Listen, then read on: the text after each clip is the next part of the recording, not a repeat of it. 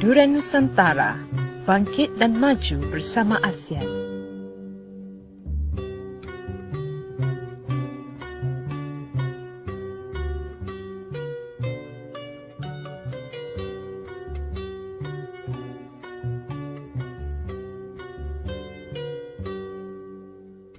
Selamat petang Kuala Lumpur, selamat petang Malaysia, selamat petang Nusantara bersama dengan saya pada petang hari ini, saya Nurbaya Hassan. Dan saya Radita Arman Muhammad. Hari ini 16 Februari 2016 bersamaan dengan hari Selasa dan anda mendengarkan kami melalui Radio Durian Nusantara Bangkit dan Maju bersama ASEAN.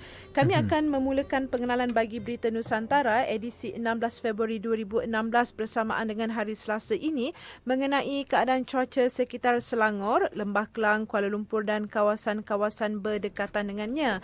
Dan menurut portal ataupun laman web rasmi Jabatan Meteorologi Malaysia, diramalkan berlakunya ribut petir di beberapa tempat pada petang hari nanti dan tiada hujan pula pada malam hari.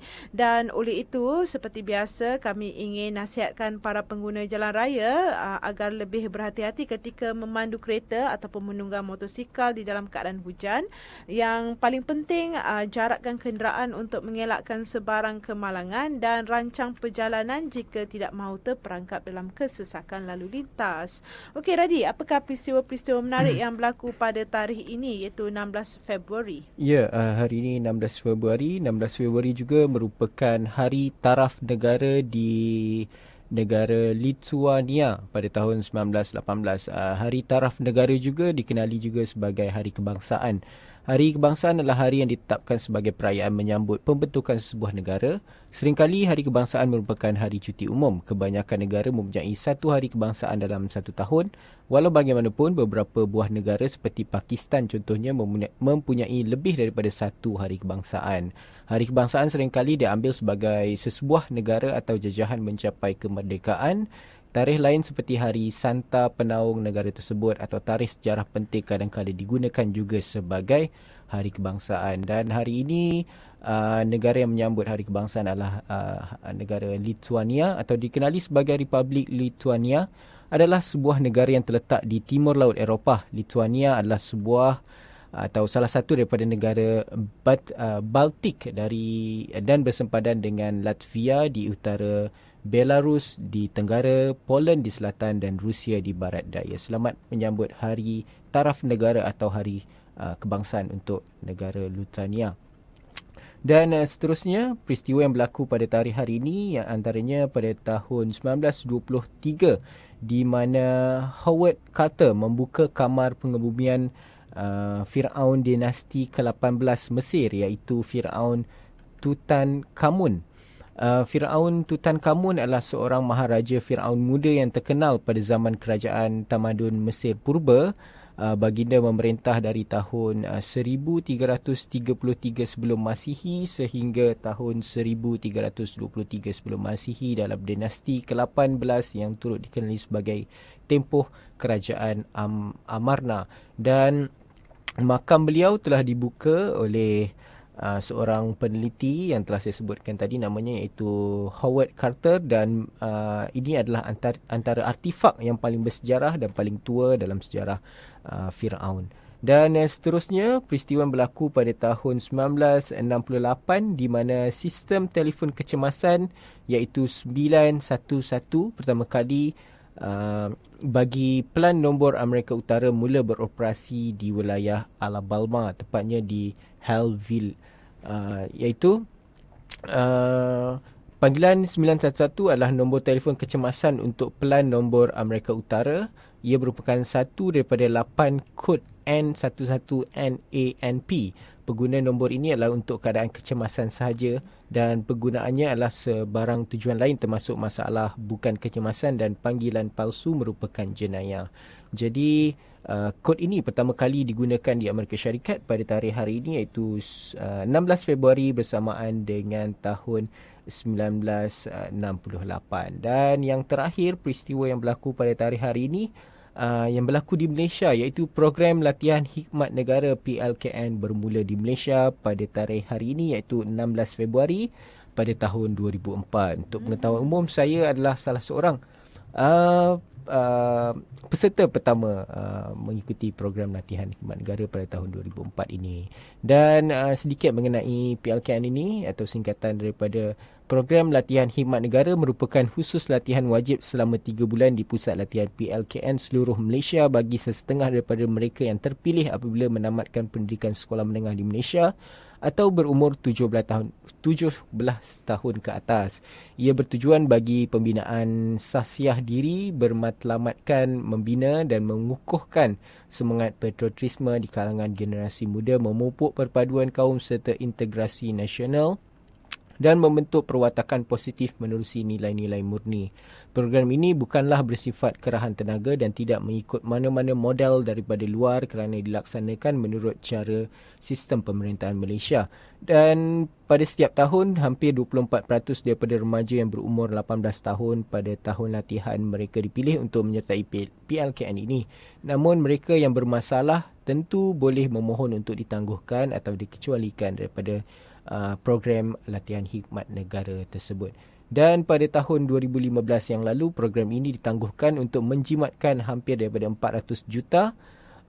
Pengumuman ini dibuat oleh Yang Amat Berhormat Datuk Seri Muhammad Najib bin Tun Razak semasa mengumumkan semakan belanjawan tahun 2015 pada 20 Januari tahun 2015. Itu saja peristiwa dan sejarah yang berlaku pada tarikh ini, iaitu 16 Februari. Okey, dan saya pula hari ini ingin berkongsi mengenai 8 perkara yang akan terjadi jika berhenti post gambar selfie. Radhi suka selfie? Saya tak termasuk dalam orang yang suka berselfie ataupun wifi kan. Sekarang ni memang zaman ataupun trend handphone remaja ataupun belia membeli handphone bukan sahaja digunakan untuk berFacebook, untuk berTwitter, berinstagram, tetapi mereka gunakan untuk berselfie atau wifi, kemudian update status mereka, meletakkan gambar-gambar selfie tersebut. Tetapi berikut merupakan 8 perkara yang akan terjadi jika kita berhenti post gambar selfie tersebut. Memang ramai yang suka berselfie. Ada yang tak mengaku, tetapi sebenarnya mereka suka jugalah. Saya pun kadang-kadang saya mengaku saya juga ada selfie untuk kadang-kadang kita update kita kat mana dan sebagainya. Dan sebenarnya selfie ini bagi kesan yang tidak baik kepada diri kita sendiri. Contohnya buatkan anda hilang keyakinan diri. Mana taknya kalau dah pakai filter berlapis-lapis, macam mana nak berdepan dengan orang ramai. Jadi salah satu jadi jangan percaya gambar selfie itu sebenarnya, sebab bila kita dah tangkap gambar, memanglah kadang-kadang ada orang letak hashtag no filter, tetapi sebenarnya mereka dah tapis gambar itu, mereka dah highlight kat sini kat sana, dah turunkan tone warna dan sebagainya. Jadi nampak cantik. Nampak cantik. Dan rasanya Radhi pun ada letak dekat page Durian Nusantara mengenai short film mengenai selfie yang bertajuk Lalin. Ya, itu satu. Dan satu lagi mengenai trik-trik selfie. Untuk selfie, ya betul. Kan? Sebenarnya dia bukannya tangkap gambar dekat bangunan pun, tapi mereka menggunakan kaedah-kaedah yang tertentu untuk bila kita post gambar tu di Instagram, nampak seolah-olah awak bergambar dekat tepi bangunan. Begitu kan. Okey, 8 tanda. 8 perkara yang akan terjadi jika anda berhenti muat naik gambar selfie. Yang pertama, imej diri anda lebih sihat. Kalau selalu berselfie buatkan anda tidak rasa puas hati dengan penampilan dan paras rupa. Anda akan obses nak nampak lebih cantik. Jadi jika anda kurangkan selfie, anda lebih yakin dengan diri anda sendiri. Yang kedua, tiada siapa yang akan mengkritik. Kadang-kadang kalau kita letak gambar kat selfie, gambar selfie kita dekat Instagram, terutamanya artis ataupun selebriti, mereka akan mendapat kritikan yang hebat. Jadi kalau anda kurangkan letak gambar selfie, tiada siapa yang akan mengkritik. Contohnya, kenapa muka kau licin sangat, tak ada jerawat ni, ni mesti edit kan. Contohnya begitu kan. Bila post gambar selfie je mesti ada yang mengkritik. Bila ada yang mengkritik, ia buatkan kita rasa rendah diri dan bertambah stres ataupun tertekan. Yang ketiga, emosi dan mental jadi lebih baik. Penggunaan media sosial yang berlebihan sering dikaitkan dengan masalah emosi dan mental. Anda mungkin tak perasan tapi mesti ada di antara anda yang cemburu dengan kelebihan orang lain. Jadi sebenarnya bukan saja selfie tetapi media sosial kalau kita tengok kat Facebook. Sebab itu kadang-kadang ada para alim ulama yang menasihatkan tak payahlah nak post gambar-gambar bermesra-mesraan dengan suami ke, gambar happy-happy sebab mungkin akan melukakan hati orang ramai dan akan menimbulkan fitnah. Ya, betul. Okey, seterusnya yang keempat, hubungan anda bersama teman ataupun pasangan jadi lebih baik. Obses berselfie boleh merosakkan hubungan sebenarnya. Ia buatkan anda hanya mementingkan diri sendiri, asal jumpa je sibuk nak selfie. Kalau kawan tu tak suka macam mana? Kan? Kalau yang dah kahwin tu tak tahu nak jaga batas-batas masa berselfie. Seperti mana yang saya sebutkan tadi lah. Okey, yang kelima, hidup anda akan menjadi lebih baik. Bila post gambar selfie, anda hanya mengharapkan komen yang positif dan mendambakan pujian. Itu semestinya kalau kita tak kisahlah, kita kadang-kadang kita orang kata apa, kita memang mengharapkan 90% kita mengharapkan komen-komen yang positif, tetapi lumrah manusia pasti akan ada kritikan. Jadi jika ada yang mengutuk, mesti kita rasa kecewa kan. Jadi berhenti berselfie, hidup akan jadi lebih baik. Yang keenam, kita akan rasa lebih yakin, percaya ataupun tidak, melalui komen dan media sosial, anda boleh hilang keyakinan diri dan rasa takut untuk berhadapan dengan orang ramai. Jadi, tanpa komen negatif, anda akan lebih yakin dan hidup seperti mana yang anda mahu. Okey, yang ketujuh, tak rasa cemburu dengan kelebihan orang lain. Bila kita selalu post gambar selfie, kita nak jadi lebih baik dari orang lain ataupun kita nak jadi seperti orang lain. Contohnya, motivasi. Contohnya macam sekarang ni trend Kim Kardashian. Ramai anak muda nak menjadi seperti Kim Kardashian. Mengapa perlu menjadi seperti dia? Jadilah diri sendiri. Itu yang lebih bagus kan. Yeah, betul. Jadi ada rasa cemburu dengan kelebihan orang lain, dan selfie ini boleh jadi taksub dan merosakkan diri sendiri juga. Dan yang terakhir, nombor 8, anda akan lebih faham definisi cantik sebenarnya. Ramai yang tidak yakin apabila di khalayak ramai kerana gambar selfie yang lain dari rupa sebenar. Yelah, dah ada filter kan. Saya tak tahu berapa kali filter. Dan anda perlu tahu setiap dari kita ada kecantikan tersendiri dan jadilah diri sendiri. So jadi kalau kita orang kata kalau memang ada macam seperti mana dalam video yang Radi post, short film Lalit itu, dia tidak yakin dengan diri sendiri kan. Pada akhirnya dia keluar daripada kepomponya dan menjadi diri sendiri. Itu lebih bagus. Tapi fenomena sekarang, kebanyakan generasi muda sekarang mereka mengejar like kan. Mengejar like, ya betul. Tapi sebenarnya apa yang saya pernah baca dalam sebuah buku, itu hanyalah bukan realiti, itu hanyalah kesenangan yang tidak berbentuk realiti. Mereka mengejar kesenangan yang bukan berbentuk realiti. Dan selain daripada, kadang-kadang ada juga di antara mereka yang hati kering. Yang penting like banyak, komen negatif ataupun positif mereka tidak ambil. Atau follower banyak. Follower, like yang banyak, tetapi komen negatif atau positif mereka tidak akan ambil endah mengenai itu. Okey, itu saja pengenalan dari kami untuk Berita Nusantara pada hari ini, edisi 16 Februari 2016 bersamaan dengan hari Selasa. Kita ke berita antarabangsa pula, Radi. Berita Nusantara. Terima kasih kerana masih lagi bersama dengan kami. Saya Nurbaya Hassan. Dan saya Radita Arman Muhammad. Melalui Radio Dura Nusantara Bangkit dan Maju bersama ASEAN. Antara berita-berita antarabangsa yang telah disusun oleh kami untuk Berita Nusantara edisi 16 Februari 2016 bersamaan dengan hari Selasa, antaranya adalah mengenai kelas bahasa Arab telah pun mengeratkan hubungan warga Kanada dan pelarian Syria. Segelintir rakyat Kanada kini mengambil inisiatif untuk belajar bahasa Arab untuk memudahkan komunikasi setelah ribuan pelarian Syria tiba di negara itu bermula pada Disember lepas. Memetik laporan The Huffington Post, seorang penduduk tempatan iaitu David Foster kini ketuai satu program di Ontario untuk mengajar warga Kanada untuk belajar bahasa Arab. Foster yang fasih berbahasa Arab berkata ia juga sebagai satu usaha untuk memudahkan golongan pelarian untuk menyesuaikan diri ketika berada di Kanada. Kanada. Foster bersama seorang lagi warga Kanada yang berasal dari Iraq iaitu Nabil Ar-Ramhi mengajar perkataan dan angka dalam bahasa Arab kepada warga Kanada. Sementara itu ada juga kelas untuk mengajar bahasa Inggeris kepada golongan pelarian dan mereka berhasrat untuk mewujudkan keharmonian antara warga Kanada dan pelarian Syria melalui bahasa Arab tersebut. Dan mereka juga berhasrat untuk warga Kanada memahami bahawa orang Arab adalah orang yang aman dan sebenarnya kutuk dan mereka sebenarnya kutuk serangan yang berlaku di negara mereka sehingga mereka harus berpindah ke negara-negara barat seperti Kanada. Sementara itu, kumpulan seperti Ripple Refugee Project juga menganjurkan kutipan dana dan pelbagai acara untuk mengeratkan hubungan antara penduduk tempatan dan golongan pelarian. Dan setakat ini, seramai 17,862 pelarian Syria sudah pun tiba di Kanada sejak 8 Februari lalu dan angka itu akan terus meningkat kepada 25,000 jumlah pelarian. Warga Kanada sebelum ini terkenal dengan sikap ramah dan terbuka dengan kehadiran pelarian Syria.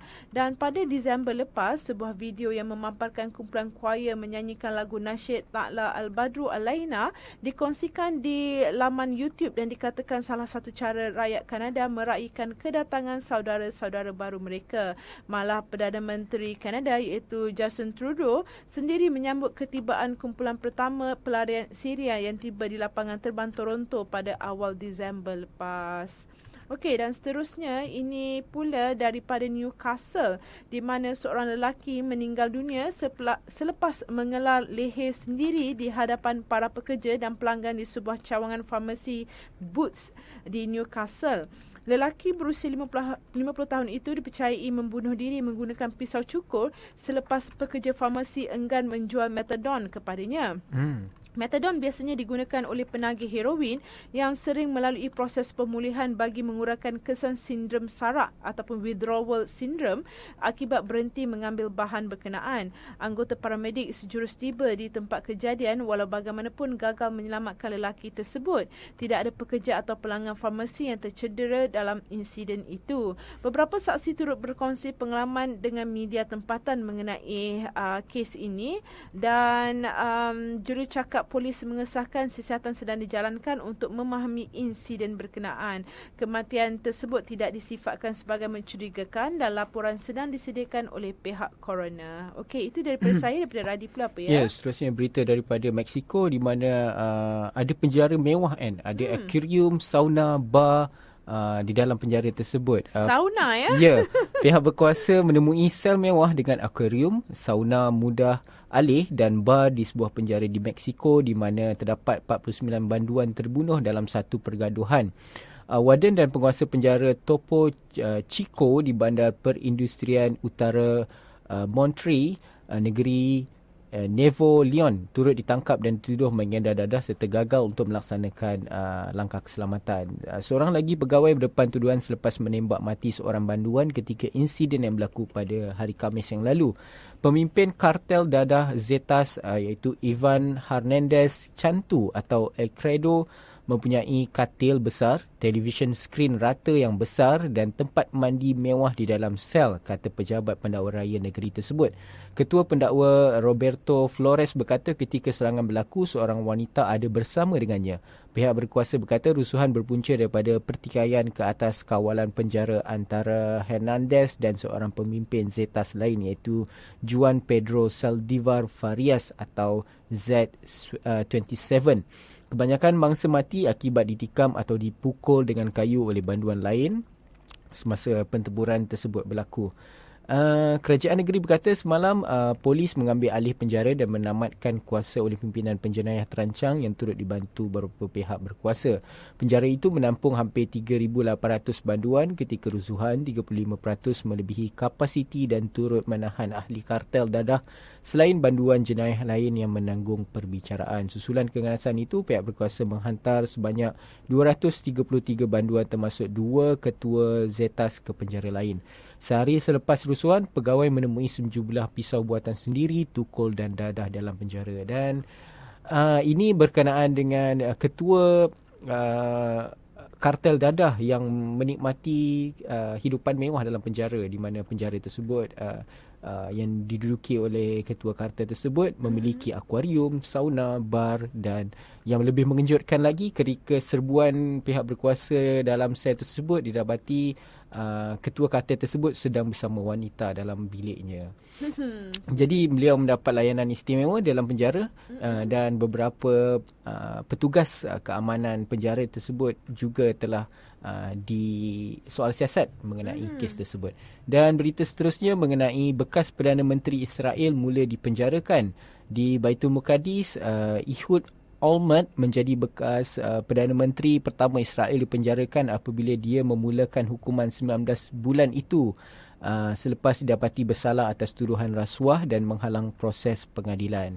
Olmert yang berusia 70 tahun akan melaporkan diri di penjara Masyahu di Ramli, bandar di tengah Israel, tempat bekas Presiden Moshe Katsav juga menjalani hukuman penjara 7 tahun kerana merogol dan gangguan seksual. Perkhidmatan penjara berkata Olmert akan dimasukkan di penjara khas yang tidak bercampur dengan banduan lain. Dia akan menyertai 4 banduan lain di blok yang hanya boleh memuatkan 18 orang. Kerana kedudukannya, dia terdedah kepada pelbagai ancaman dan bahaya, kata perkhidmatan penjara. Olmert yang menamatkan perkhidmatan selaku Perdana Menteri pada tahun 2009 mula dihukum penjara 6 tahun pada tahun 2014 kerana menerima rasuah berkaitan dengan pembinaan kompleks kediaman. Hukuman itu dikurangkan kepada 18 bulan. Minggu lalu, sebuah mahkamah menambah satu lagi penjara ke atasnya berkaitan dengan tuduhan menghalang proses pengadilan. Jadi setelah dibicarakan dan diperkirakan akan menerima hukuman selama 6 tahun dan setelah menjalani proses persidangan, beliau hanya dijatuhkan hukuman selama 18 bulan saja daripada tuntutan selama 6 tahun. Dan beliau sudah pun menjalani proses hukuman penjara tersebut. Dan itu saja berita antarabangsa yang telah kami sediakan dan kami rangkumkan untuk pendengar sekalian. Kita rehat sebentar sebelum nanti kita teruskan lagi dengan berita politik dan hal ehwal semasa.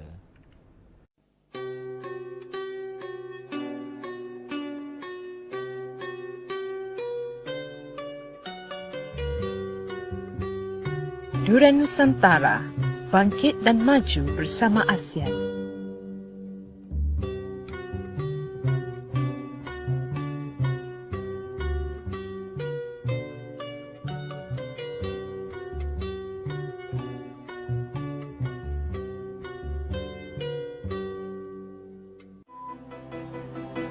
Berita Nusantara. Terima kasih kerana masih lagi bersama dengan kami. Saya Nurbaya Hassan. Dan saya Radita Arman Muhammad. Melalui Radio Durian Nusantara, bangkit dan maju bersama ASEAN. Dan untuk berita politik dan hal ehwal semasa yang telah disusun oleh kami untuk edisi Berita Nusantara hari ini yang bertarikh 16 Februari 2016 bersamaan dengan hari Selasa, antaranya mengenai Yingluck, bekas Perdana Menteri Thailand iaitu Yingluck Shinawatra membuka kediamannya kepada media antarabangsa untuk memberi peluang kepada mereka meninjau kehidupannya setelah tersisih daripada arena politik di Thailand. Dilarang daripada membabitkan diri dengan politik selama 5 tahun, Perdana Menteri wanita pertama Thailand ini berkata, kini beliau mempunyai lebih banyak masa untuk melakukan perkara yang amat diminatinya iaitu menanam salad.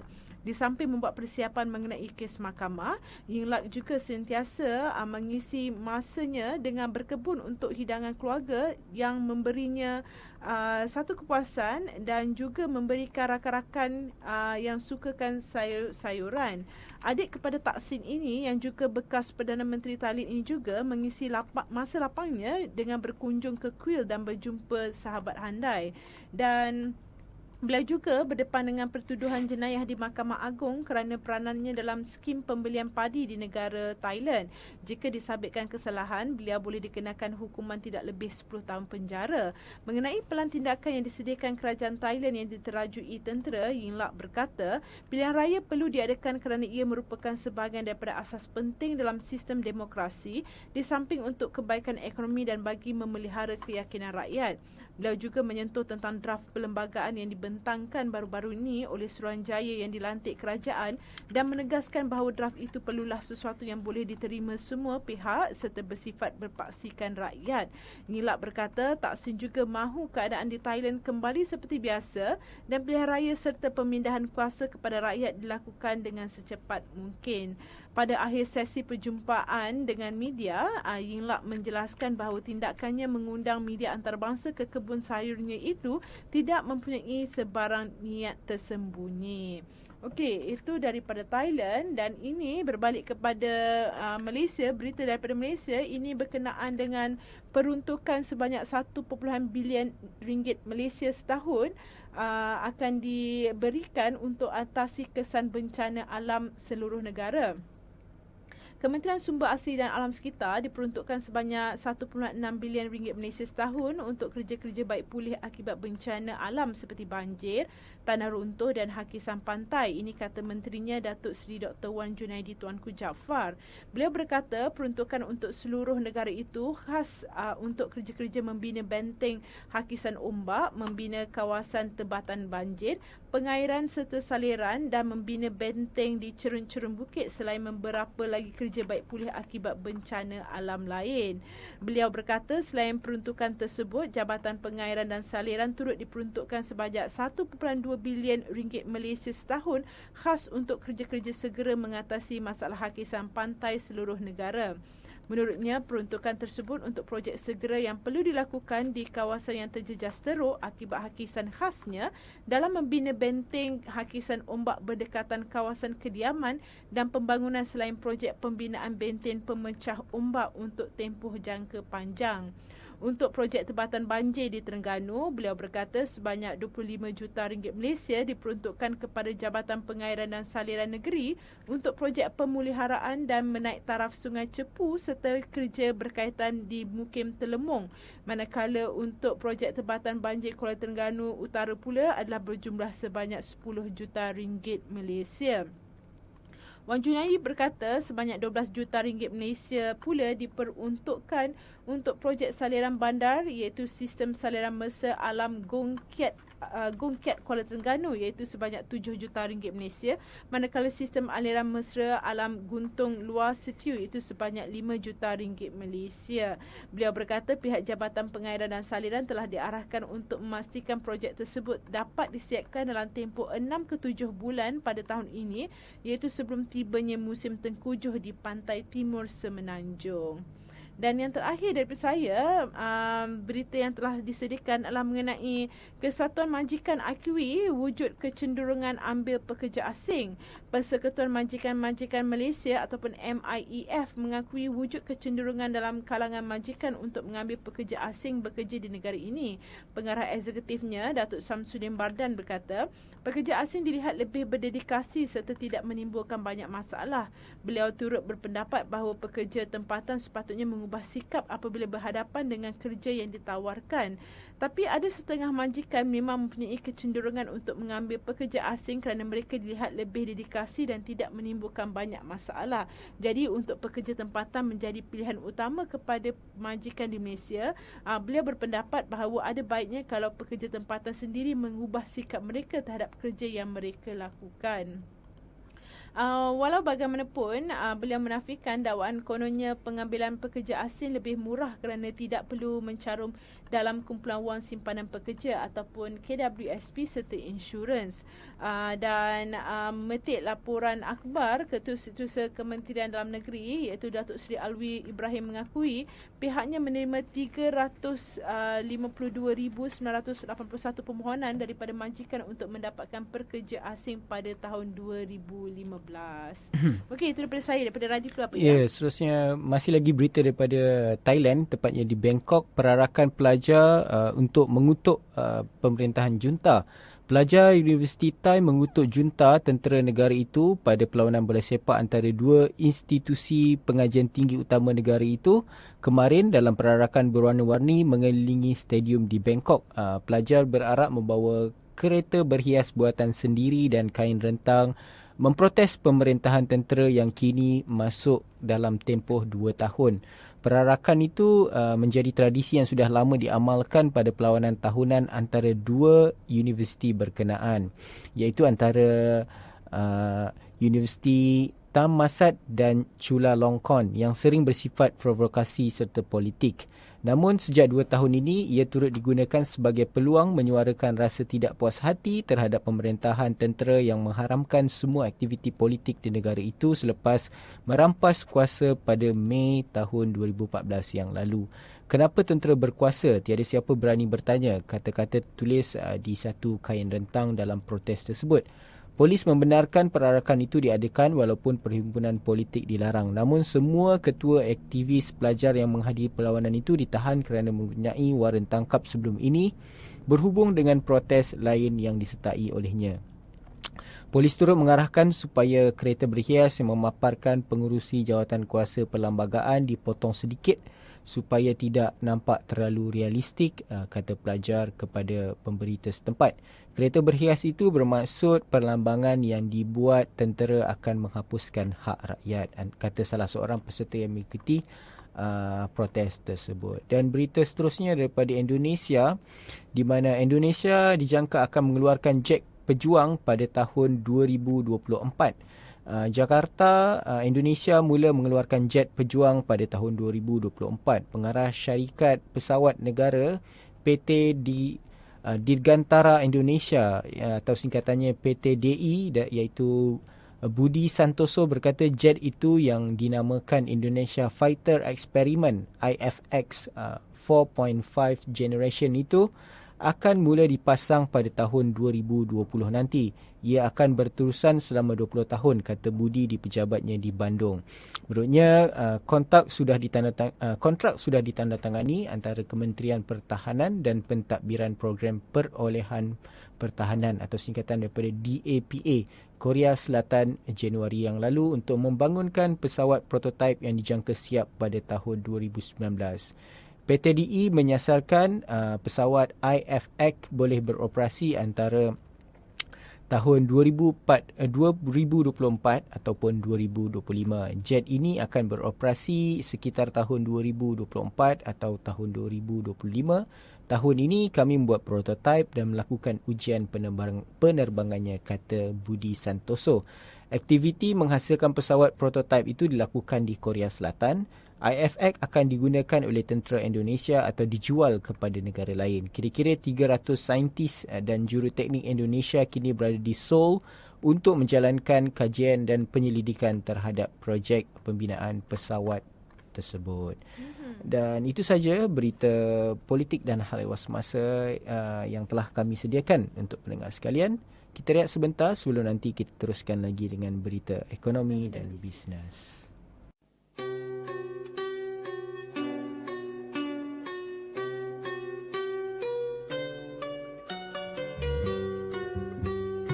Durian Nusantara, bangkit dan maju bersama ASEAN.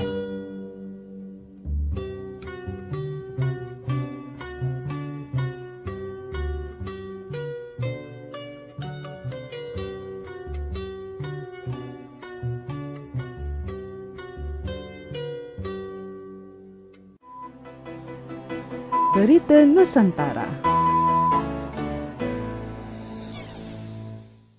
Terima kasih kerana masih lagi bersama dengan kami. Saya Nurbaya Hassan. Dan saya Radita Arman Muhammad. Untuk berita Nusantara edisi 16 Februari 2016 bersamaan dengan hari Selasa melalui Radio Durian Nusantara, bangkit dan maju bersama ASEAN. Dan untuk berita ekonomi dan bisnes telah disediakan oleh kami, antaranya adalah mengenai bajet 2016 di mana kementerian yang gagal mematuhi pengubahsuaian bajet 2016 baru-baru ini akan dikurangkan peruntukan mereka untuk tahun hadapan pula.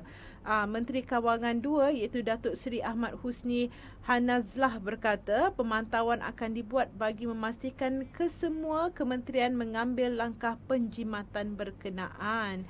Dan mereka telah memberitahu kesemua kementerian di mana pemotongannya berjumlah lebih kurang 4 bilion ringgit Malaysia. Pemotongan ini bukan sahaja dari segi pengurangan kos pengangkutan baik dalam negara dan juga luar negara, tetapi ia juga melibatkan pengurangan kekurangan dari segi penyelenggaraan bangunan dan pembekalan.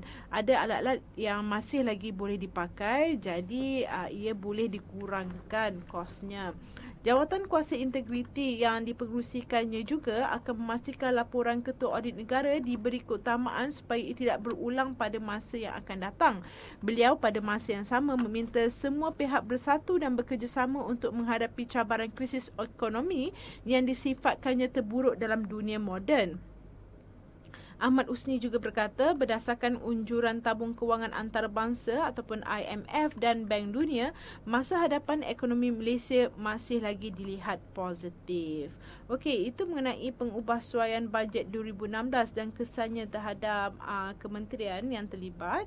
Dan seterusnya adalah berkenaan dengan TPPA. Perjanjian Perkongsian Trans-Pasifik ataupun TPPA akan membuka peluang lebih besar kepada kontraktor Bumiputera dalam industri pembinaan. Naib Presiden Persatuan Kontraktor Melayu Malaysia ataupun PKMM iaitu Datuk Muhammad Rosdi Abdul Aziz berkata, ini berikutan faktor seperti kehadiran lebih ramai pelabur untuk melabur di negara ini. Sehubungan dengan itu, beliau menyangkal dakwaan kononnya perjanjian perdagangan itu sebaliknya hanya menindas golongan kontraktor berkenaan. Dan jika dilihat urusan perniagaan sebelum ini pun, kontraktor Melayu misalnya telah membuat pelaburan di luar negara dan pelabur asing juga pernah melabur di Malaysia sebelum wujudnya TPPA. Oleh itu, tidak timbul isu menutup peluang kontraktor Bumiputera dalam perjanjian itu. Dan Rosdi yang juga dipetua PKMM Kelantan juga turut menyela tindakan pihak tidak bertanggungjawab melemparkan tuduhan tidak berasas serta memberi persepsi negatif terhadap TPA. Dan untuk makluman para pendengar Durian Nusantara, pada 4 Februari lepas, Malaysia dan 11 negara lain iaitu Australia, Brunei, Kanada, Chile, Jepun, Mexico, New Zealand, Peru, Singapura, Amerika Syarikat dan Vietnam telah pun menandatangani TPPA yang akan mengembangkan pasaran, mengurangkan tarif serta menggalakkan perdagangan lebih bebas.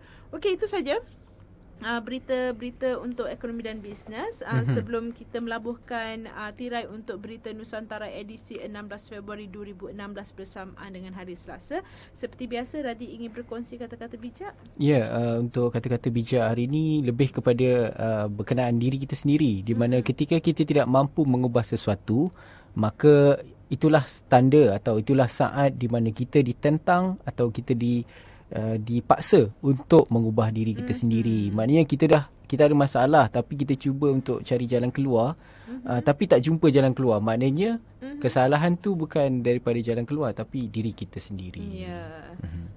Dan itu saja berita Nusantara edisi 16 Februari 2016 bersamaan dengan hari Selasa. InsyaAllah kita akan berjumpa lagi esok untuk berita-berita terkini, untuk berita-berita seputar Nusantara kita.